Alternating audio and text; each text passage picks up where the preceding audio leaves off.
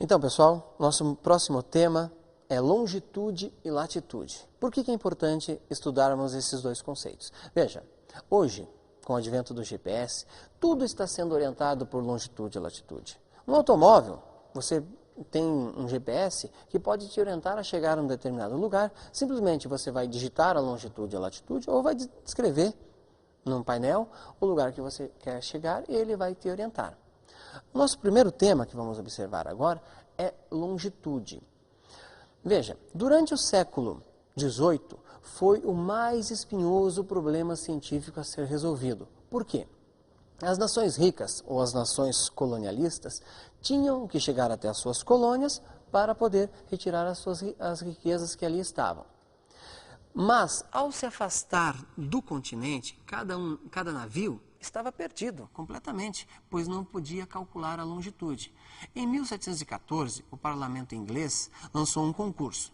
Quem conseguisse desenvolver um aparelho ou um mecanismo que calculasse a longitude, receberia um prêmio de 12 milhões de dólares. Veja, desencadeou uma correria entre todos os cientistas da época, nenhum conseguiu resolver. E o cara que conseguiu resolver esse problema era um relojoeiro, seu nome é John Harrison, e ele inventou o cronômetro. Poxa, o cronômetro, eu só calculo o tempo numa corrida. Não, o cronômetro, em primeiro lugar, foi desenvolvido para calcular a longitude, principalmente em alto mar. E até hoje funciona o cronômetro de John Harrison. Ele está exposto no Museu do Observatório em Greenwich, em Londres. Veja, antes de observarmos o conceito de longitude, vamos entender como é que ela funciona. Cada longitude nasce num polo e termina no outro. Isso é indiferente se for do polo sul para o norte ou do norte para o sul.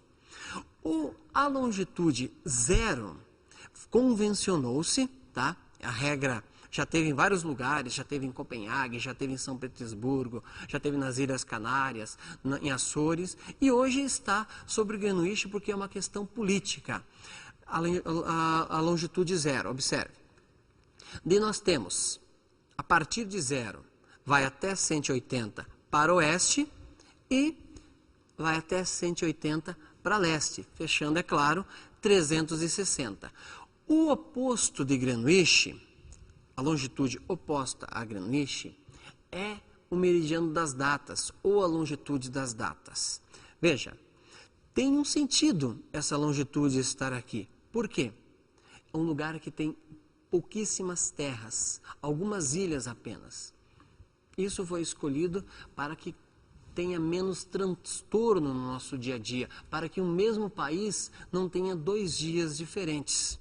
Sabendo que as longitudes vão de 0 grau em Greenwich a 180 para leste e 180 para oeste, vamos saber de mais uma importância que ela tem no nosso dia a dia. A longitude, junto com o movimento de rotação da Terra, nós podemos calcular as horas. Observe a seguinte simulação. Você está nesta posição, meio-dia, o sol incidindo diretamente sobre sua cabeça, e mais 2 colegas seus, uma à direita, outra à esquerda. No caso do planeta, é melhor falarmos a leste e a oeste. Observe, então você está exatamente nesse ponto ao meio-dia. Quem está neste lado, a oeste, ou melhor, a leste do planeta, está a 1 hora, e esse aqui está às 2 horas, e aqui, nessa outra posição, às 11 horas. Quando a Terra girar, automaticamente trocou de horário.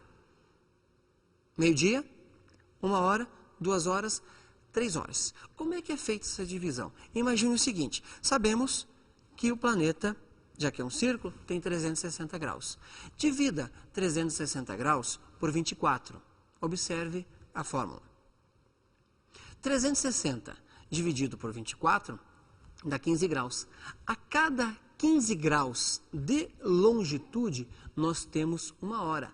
Este, é claro, é horário civil. Nem todos os países obedecem. O caso do Brasil não se aceita todos os horários por uma questão de convenção. Mas, em teoria, a cada 15 graus de longitude vale 1 hora. O próximo passo é entendermos latitude. As latitudes são exatamente o contrário das longitudes. Veja, enquanto uma longitude começa num polo e termina no outro, e todas vão de 0, no caso de Greenwich, 180 para leste e 180 para oeste, as latitudes têm o seu círculo máximo no Equador. O Equador é o círculo máximo, mas é a latitude 0. De 0 a 90 graus para o sul e de 0 a 90 graus para norte. Perceba que eu usei o termo norte e sul. É comum as pessoas comentarem, quando alguém sai de Manaus, por exemplo, e vem para o sul do país, para Curitiba, e diz, eu vou lá para baixo. Se ela saiu de Manaus e veio para Curitiba, ela veio para cima, no caso. Por quê? Saiu de Manaus a alguns metros de altitude e veio para Curitiba a 900 metros. Ou quando uma pessoa sai de São Paulo a 850 metros e vai para Recife. Ah, eu vou lá para cima. Não, ela foi lá para baixo, porque Recife está numa altitude muito menor do que São Paulo. Então é muito importante relembrar que quando pensarmos em latitude, você vai no sentido do Equador para o sul ou para o norte.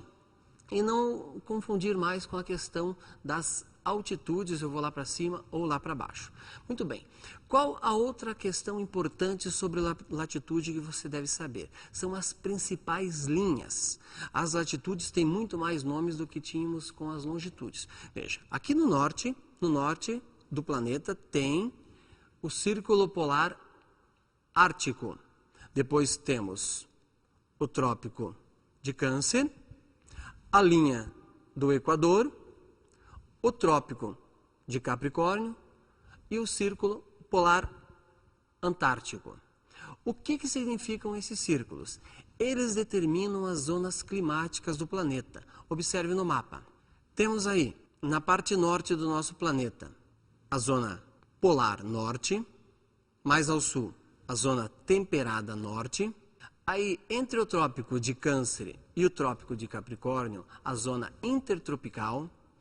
Entre o Trópico de Capricórnio e o Círculo Polar Antártico, a zona temperada sul. E a partir do Círculo Polar Antártico, a zona polar sul.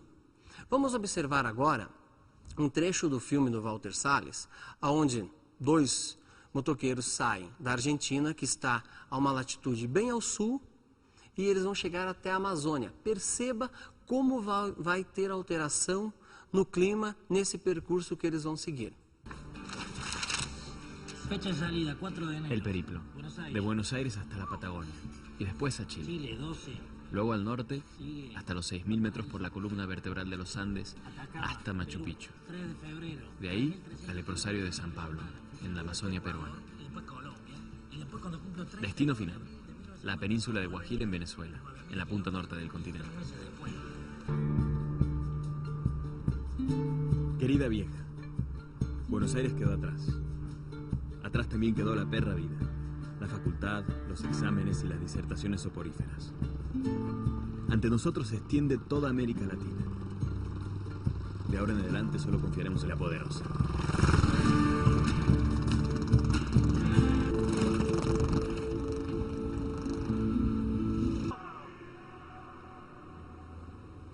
¿Es la primera vez que salís del país? Claro que sí. Sos casi un hombre.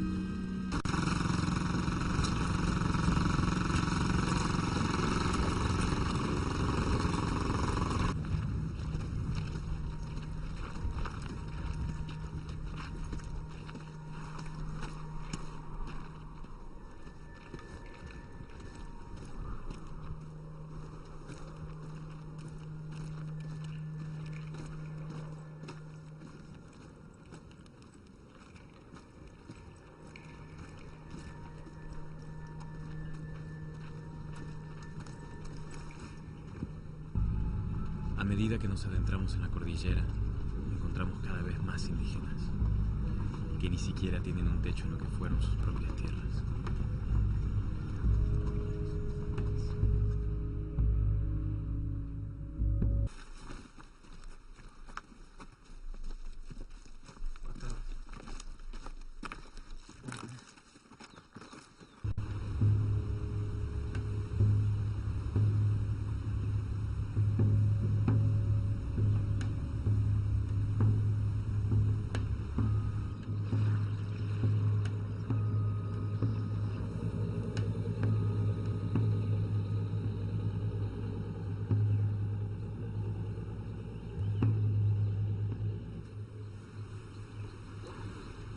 Então, gostaram desse trecho do filme Diários de Motocicleta? Veja, é importante que você o assista por inteiro, porque esse filme vai mostrar não só a história de um personagem importante para nós da América Latina, que é o Che Guevara, como também vários aspectos da geografia, principalmente da América do Sul. Muito bem, agora vamos acompanhar mais uma questão que é muito comum cair sempre no Enem. Acompanhe. Assinale com V para verdadeiro, ou F para as falsas, as afirmativas, referente às ondas climáticas do globo. A fraca intensidade de radiação solar nas baixas latitudes produz temperaturas médias, geralmente inferiores a 10 graus nessas zonas. E a primeira alternativa, é falsa ou verdadeira? Analise o seguinte, o enunciado diz que nas baixas latitudes as temperaturas são inferiores a 10 graus. Veja, em baixas latitudes, normalmente as temperaturas são altas. Portanto, essa questão está errada, ou seja, marque F. O clima nas altas montanhas não está necessariamente relacionado com as faixas de latitudes, razão pela qual é chamado de clima azonal. E a segunda alternativa, verdadeira ou falsa? Veja, o enunciado diz que o clima nas altas montanhas não está necessariamente relacionado com a latitude. Isso é verdadeiro pelo seguinte, a cada 100 metros que você subir, a temperatura vai diminuir 0,6 graus. Portanto, a altitude também vai interferir no clima e não só a latitude. A dinâmica atmosférica do clima de monção, que ocupa uma área importante das baixas latitudes, caracteriza-se por mudanças sazonais significativas. E a alternativa 3, é verdadeira ou falsa? Veja, o enunciado diz o seguinte, que a dinâmica da atmosfera sofre grande alteração num clima de monção. Ela é verdadeira pelo seguinte, um clima de monção nas baixas latitudes tem mudanças no tempo bastante rápidas. Ora, tem sol e de repente vem uma chuva. Portanto, assinale verdadeiro ou V. As regiões intertropicais apresentam temperaturas médias altas em amplitude térmica anual muito elevada. Dados meteorológicos que dependem basicamente da latitude. Então, pessoal, essa alternativa, verdadeira ou falsa? Ela é falsa pelo seguinte, a frase que diz, depende basicamente da latitude. Não é só isso que vai interferir. Pode ter uma série de fatores, entre eles a altitude, estar perto ou longe do mar, tudo isso vai interferir. Portanto, essa alternativa é falsa. Muito bem, com isso encerramos a nossa aula. Acompanhe a apostila do Projeto Eureka e uma boa sorte na sua prova.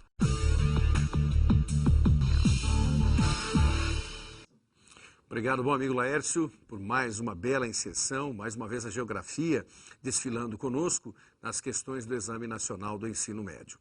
E sempre é agradável você entender que o Exame Nacional faz uma junção de disciplinas. É claro que aqui Laércio está fazendo a sua exposição, história já fez, química, literatura, biologia, mas a interação delas sempre é necessária e fundamental. O Exame Nacional caminha assim e é o que você deve também ter diante de si quando procura resolver as questões, as habilidades e as competências, ou seja, a chave para a resolução das 63 questões e, é claro, da redação. Então não esqueça, você sabe disso, mas é bom estar atento.